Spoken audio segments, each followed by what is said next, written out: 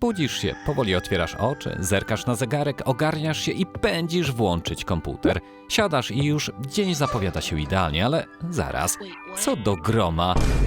Coś chyba jest nie tak. Albo wita cię surowy, czarny ekran z komunikatem o braku dysku rozruchowego, albo, co częstsze na nowszych płytach głównych, komputer wyświetla duże niebieskie okienko i po chamsku wrzuca cię do BIOSu. No ale o co chodzi? Masz całkiem nowy dysk SSD i przecież wczoraj wszystko działało.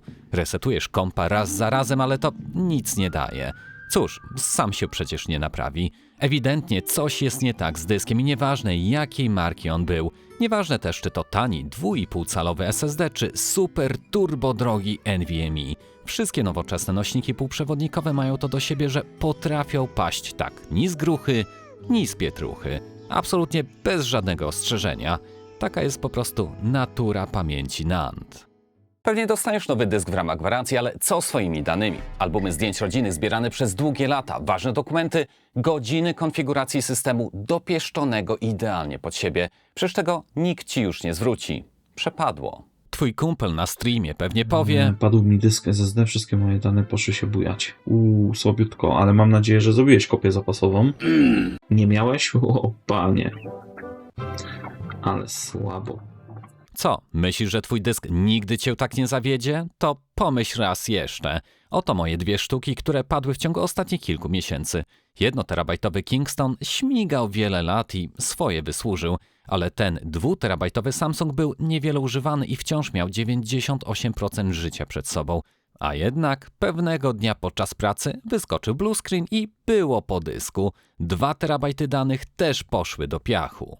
Możesz być przekonany, że twój SSD to idealna sztuka jakże renomowanej marki, przecież prędko nie padnie. Jasne, oby tak było, ale nie zdziw się, jeśli pewnego dnia i to znacznie wcześniej niż zakładałeś, mocno się rozczarujesz. Padające dyski to naprawdę istna plaga, ale to wciąż nic w starciu z kolejnym, równie poważnym zagrożeniem. Złośliwe oprogramowanie namnaża się dzisiaj szybciej niż kiedykolwiek. Kiedyś trzeba było być utalentowanym koderem. Dziś, przy pomocy otwartych i odblokowanych modeli AI, każdy z odrobiną chęci stworzy keylogera czy ransomware. Podrobienie znanej strony internetowej to kwestia kilku dobrze zadanych promptów. Próbujesz się zalogować, pobierasz aktualizację i chwilę później ekran informuje cię, że wszystkie twoje dane zostały zaszyfrowane. Tak właśnie działa ransomware. Masz 48 godzin na przelanie, 200 000 złotych w bitcoinie. Jeśli nie masz tyle lub nie chcesz płacić, no to cóż, proste. Tracisz wszystko na wszystkich podpiętych dyskach. Koniec, kropka.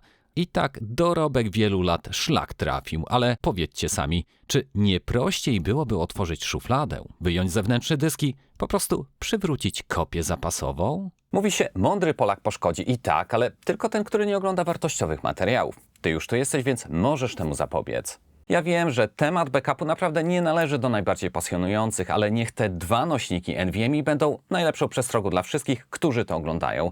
Nie wyrzućcie ich tylko dlatego, że są teraz częścią mojej wystawki za szybką, na której spoczywają starsze czy martwe komponenty. Choć tak szybkiego i bezpiecznego dysku było mi oczywiście szkoda, to w kwadrans wrzuciłem nowy na miejsce tego starego, przywróciłem backup i po problemie. Ale czy ty również masz takie zabezpieczenie? Jeśli nie, to ten materiał w kilka minut nauczy cię, jak stworzyć, zautomatyzować i gdzie bezpiecznie trzymać takie kopie. Z tej strony Paweł, a ty oglądasz kanał Techmaniak HD. Zapraszam. Ten materiał obejrzysz dzięki wsparciu platformy GVG Mall. Jeśli wciąż męczysz się z tym nieznośnym napisem przypominającym o potrzebie aktywacji, to już teraz odwiedź link znajdujący się w opisie. Zakupiony klucz otrzymasz w przeciągu kilku minut i wystarczy go wkleić w ustawieniach aktywacji, co nie tylko zalegalizuje twoją wersję systemu, ale także pozwoli ci na bezproblemowe przejście na Windows 11. Pakiet Office aktywujesz i przypiszesz do swojego konta w równie prosty sposób, a z kodem TMHD otrzymasz dodatkowe 20% zniżki, które przy okazji różnych świąt i wydarzeń potrafi wzrosnąć do 30%. Przestań przepłacać i już teraz odwiedź stronę. Zanim cokolwiek klikniemy, 30 sekund teorii, które uchronią cię przed najczęstszym błędem. Kopią zapasową, która odchodzi razem z padającym dyskiem. Kopia zapasowa kompresuje twój system, pliki i ustawienia do jednego pliku obrazu. I w tym miejscu obowiązuje absolutnie żelazna zasada. Ten plik musi trafić na zupełnie inny, fizyczny dysk. Jeśli zrobisz kopię, ale zapiszesz ją na innej partycji tego samego nośnika, to tak naprawdę nie masz żadnej kopii, bo kiedy dysk ulegnie fizycznej awarii, to backup również nie będzie do odzyskania. W przypadku ataku ransomware jest w zasadzie jeszcze gorzej, bo nawet jeśli kopia zapasowa znajdowała się na drugim fizycznym dysku, ale zamontowanym w komputerze, to i on zostanie zaszyfrowany. Dlatego jedynym sensownym i najtańszym wyborem dla domowego backupu jest zewnętrzny dysk, który po zrobieniu kopii odpinasz i odkładasz w bezpieczne miejsce. Najlepiej sprawdzi się tu klasyczny dysk talerzowy, czyli HDD. Owszem, są one wolniejsze od wariantów SSD, ale mają nie tylko dużo niższą cenę za każdy gigabajt, ale przede wszystkim mogą leżeć długo latami w szafie i dane z nich nie wyparują. Niestety, dyski SSD mają to do siebie, że jeśli nie podłączysz ich do prądu przez jakiś dłuższy czas, to potrafią one gubić dane. Nie będę tu wchodził w techniczne szczegóły, bo to nie miejsce i czas na to, ale tylko powiem, że SSD przechowują informacje jako ładunki elektryczne.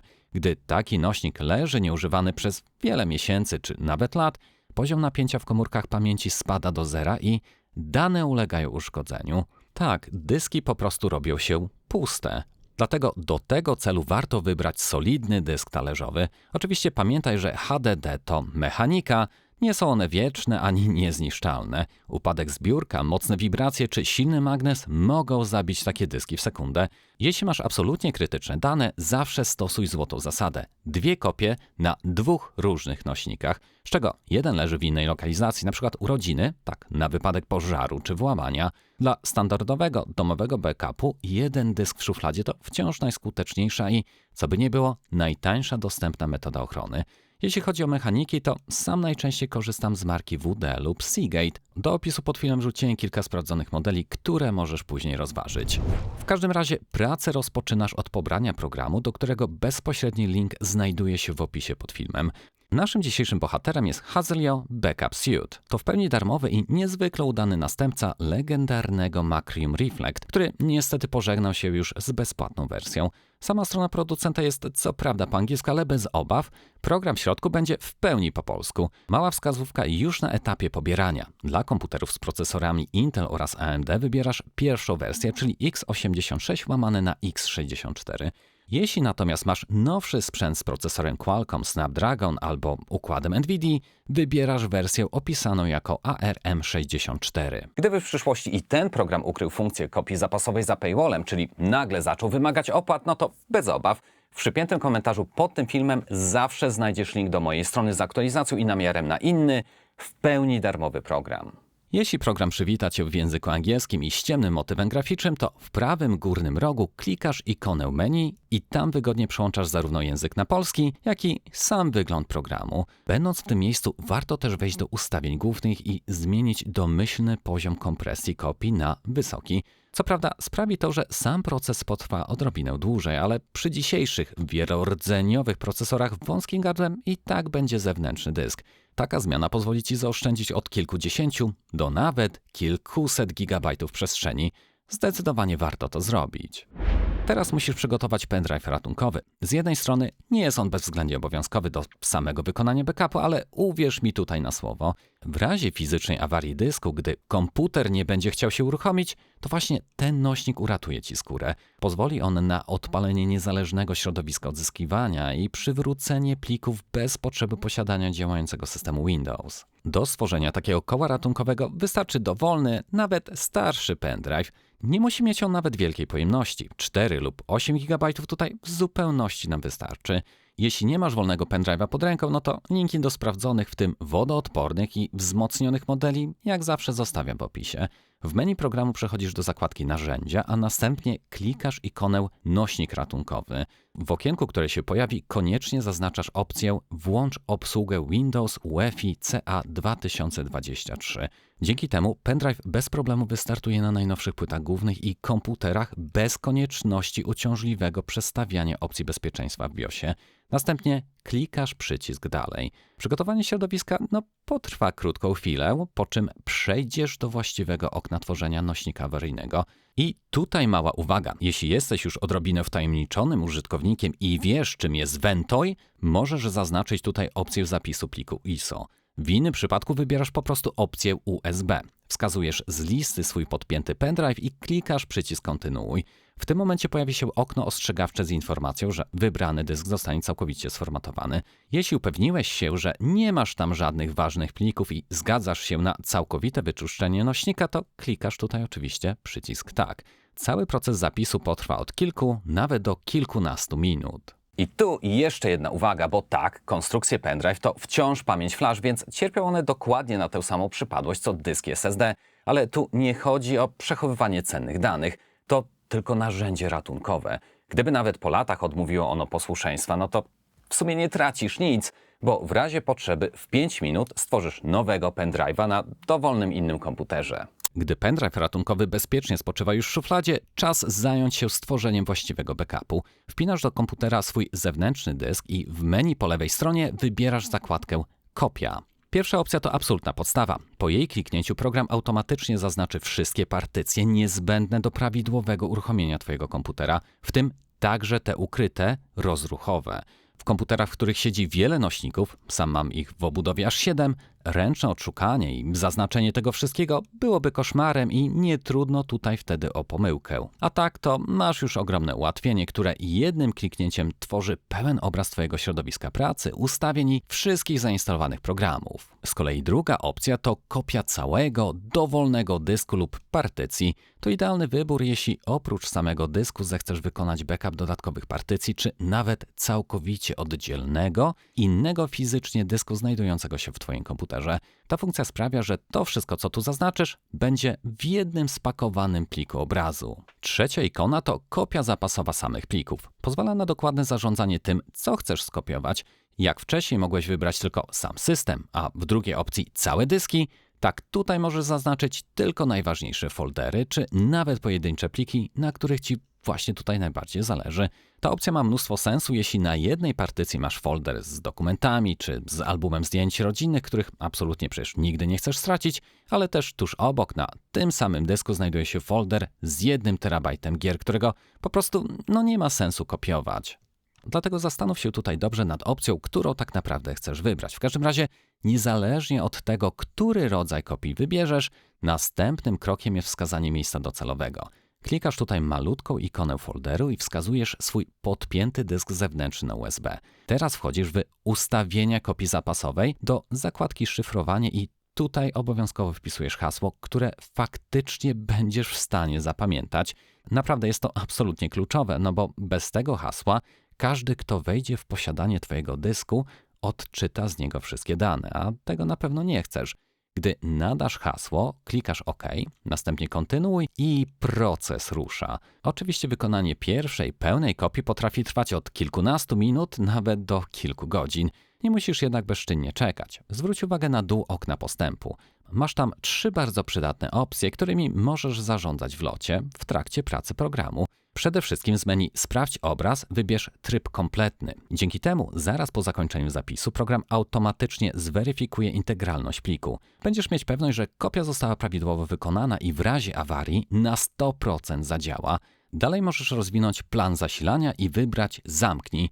To optymalne rozwiązanie, jeśli odpalasz ten proces na noc albo wychodzisz do pracy. Z kolei jeśli nie chcesz przerywać korzystając z komputera, wystarczy, że przesuniesz suwak priorytetu w lewą stronę na najniższy poziom. Hasio będzie na spokojnie dalej tworzył kopię w tle z minimalnym obciążeniem procesora, a Ty będziesz mógł dalej normalnie pracować czy nawet grać w gry bez odczuwalnych spadków płynności. Chciałbym jeszcze zwrócić Twoją uwagę na opcję o nazwie harmonogram kopii zapasowych. Pozwala on na zaplanowanie automatycznych kopii pełnych, przyrostowych i różnicowych. Warto, abyś wiedział, że ten proces, owszem, można zautomatyzować. Jak wspominałem na początku, najlepszą i najbardziej skuteczną ochroną przed wirusami czy zaszyfrowaniem dysku przez ransomware jest jego fizyczne odłączenie od komputera. Tylko że jeśli Twój dysk będzie już leżał bezpiecznie w szufladzie, to automatyczny harmonogram zdalnie, bo jak przez Wi-Fi, przecież nie zadziała. Dlatego proponuję Ci wyrobić sobie zupełnie inny nawyk. Raz na jakiś czas, na przykład przy porannej, niedzielnej kawie, wyciągasz dysk, podpinasz go, klikasz w programie opcję wykonania kopii przyrostowej, po czym odpinasz i znów chowasz do szuflady. Ta przyrostowa kopia trwa już o wiele krócej. Oczywiście jest też alternatywa. Po wykonaniu pierwszego, tego pełnego backupu na dysk zewnętrzny, możesz ustawić harmonogram na przykład na drugi dysk zamontowany na stałe w komputerze. Taki układ wciąż uratuje Cię w razie fizycznej awarii tego dysku podstawowego, systemowego czy różnych problemów z Windowsem, ale pamiętaj, że przed atakiem ransomware wciąż chroni Cię tylko i wyłącznie ten odpięty dysk leżący w szufladzie. Super, kopia wykonana, ale musisz też wiedzieć, co zrobić w momencie, gdy awaria dysku czy złośliwego oprogramowania zawita na ekranie Twojego komputera. No właśnie, sam fakt posiadania koła zapasowego w aucie wcale nie oznacza, że samo się ono wymieni. Co w takim razie musisz zrobić? Jeśli dysk fizycznie padł, to wywalamy dziada i wstawiamy nowego. Kopię przywrócimy przecież jedynie na sprawny nośnik. Jeśli jednak to ransomware zażądał okupu albo przez jakiegoś wirusa komputer nie chce wstać, to Twój dysk jest zapewne sprzętowo w pełni sprawny. Wystarczy przywrócić na niego kopię. W tym celu włóż do portu USB wcześniej utworzonego pendrive'a ratunkowego. Jeśli komputer automatycznie nie uruchomi się w środowisku odzyskiwania, spróbuj wymusić menu bootowania. W zależności od marki Twojego komputera przygotowałem listę klawiszy, które należy wielokrotnie wciskać zaraz po włączeniu. Jeśli pendrive wciąż nie pokazuje się na liście, wypnij go i przełóż do innego portu USB, a w przypadku komputerów stacjonarnych najlepiej takiego z tyłu, bezpośrednio do płyty głównej. Często to wystarcza. Dlatego koniecznie to przetestuj jeszcze dzisiaj. Dopiero wtedy będziesz mieć 100% pewność, że wszystko działa jak należy. Dopiero wtedy, gdy program uruchomi się z pendrive'a ratunkowego, podpinasz zewnętrzny dysk. W trzeciej zakładce wybierasz opcję wyszukiwania obrazu do przywrócenia. Zobaczysz, że choć nie masz uruchomionego Windowsa, to oprogramowanie zostało zbudowane tak, aby jak najbardziej przypominało środowisko, do którego jesteś przyzwyczajony. Interfejs wygląda tu niczym systemowy eksplorator plików. Z drzewka wybierasz swój zewnętrzny dysk i wskazujesz plik kopii zapasowej. Następnie wpisujesz hasło. Oczywiście tylko wtedy, jeśli rzeczywiście je nadałeś przy tworzeniu kopii. Choć sam utworzyłem tylko backup systemu, to program pozwala tu też na odzyskanie konkretnej partycji lub nawet dowolnego dysku. Ja tutaj jednak wybieram tryb systemu i przechodzę do kolejnego kroku. Tutaj uwaga, bo łatwo na tym etapie o pomyłkę. Wskazujesz tutaj dysk docelowy, czyli lokalizację, na którą kopia ma faktycznie trafić. Na swoim przykładzie zaznaczam tutaj dysk 0, który jest całkowicie czysty i nie ma na nim jeszcze nawet przydzielonego miejsca. Po kliknięciu przycisku kontynuuj pojawi się opcja zmiany układu dysku. Jeśli wymieniłeś nośnik na nowy i większy, to program pozwala Ci tutaj na zmniejszenie rozmiaru poszczególnych partycji, automatycznie tworząc nieprzydzielone miejsce po ich prawej stronie. Co prawda z tego poziomu nie nadasz tej nowej przestrzeni litery dysku. Jeśli jednak zechcesz ją później wykorzystać, to w przypiętym komentarzu znajdziesz link do krótkiego filmu, w którym pokazuję, jak w minutę otworzyć z tego wolnego miejsca nową partycję, ale to już później w działającym Windowsie. W każdym razie po zatwierdzeniu program rozpoczyna proces przywracania kopii. Potrwa to dłuższą chwilę. W moim przypadku było to nieco ponad 21 minut. Następnie wykonujesz restart i proszę, Twój Windows staje dokładnie taki, jakim go zostawiłeś. Tapeta, programy, albumy rodzinne, wszystko na swoim miejscu. No i jak? Wszystko działa? Jeśli tak, to mam małą prośbę. Sprawdź proszę, czy pod filmem świeci się już ta łapka w górę. Zostaw też komentarz z własną historią utraty ważnych danych. Niech inni zobaczą, że takie rzeczy dzieją się naprawdę i backup to po prostu jedyny prawdziwy ratunek. Ale to też jeszcze nie koniec naszej pracy, więc wracamy do tematu. Pozostaje nam jeszcze tutaj jedna absolutnie kluczowa sprawa. Jeśli wcześniej Twoje dyski były zaszyfrowane, to po przywróceniu kopii już nie są. To normalne i nie oznacza, że coś poszło nie tak. Kopia była robiona z poziomu działającego systemu, więc dane trafiły do archiwum już odszyfrowane. Teraz stoisz przed wyborem: albo włączyć szyfrowanie z powrotem, lub zostać bez niego. Jeśli chcesz je przywrócić, to sposób zależy od wersji systemu. W Windows 10 i 11 Home znajdziesz funkcję szyfrowania urządzenia w głównych ustawieniach systemu. Jeden suwak i po sprawie włączone. Z kolei w 10 i 11, ale w wersji Pro, czyli Professional, masz pełnego BitLockera. Wchodzisz w panel sterowania, szukasz tutaj szyfrowanie dysków funkcją BitLocker i klikasz włącz. W obu przypadkach fizyczny moduł TPM na płycie głównej dostanie nowy, prawidłowy klucz. Stary zostaje wtedy tutaj nadpisany. Żadnych konfliktów, żadnego straszenia blokadą. Po prostu przy ponownym włączaniu szyfrowania system wygeneruje nowy klucz odzyskiwania. W wersji Home zapisze go automatycznie na Twoim koncie Microsoft. W wersji Pro pojawi się kreator wyboru. jeśli korzystasz z konta lokalnego, na przykład przy wersji LTSC, klucz naprawdę musisz zapisać gdzieś ręcznie, wydrukować go lub zgrać na pendrive'a. Szczegóły na temat BitLockera, tego jak on działa, jak go obsługiwać i jak prawidłowo zabezpieczyć nim komputer, znajdziesz w moim innym materiale. Link oczywiście w opisie. Właśnie tam czeka też krótki, konkretny poradnik o tym, co zrobić, gdy komputer poprosi cię niespodziewanie o odblokowanie dysku 48-cyfrowym hasłem. Jeśli nie chcesz BitLockera, no to też jest ok i jak najbardziej masz do tego prawo. W końcu w parze z szybkimi dyskami NVMe potrafi on mocno obciążać procesor i spowalniać cały komputer, ale teraz, nawet jeśli go nie włączysz, no to system będzie działał normalnie, tylko po prostu bez tej dodatkowej warstwy zabezpieczeń i tak naprawdę nie musisz już robić nic więcej. Pamiętaj przesłać ten film znajomym i do następnego.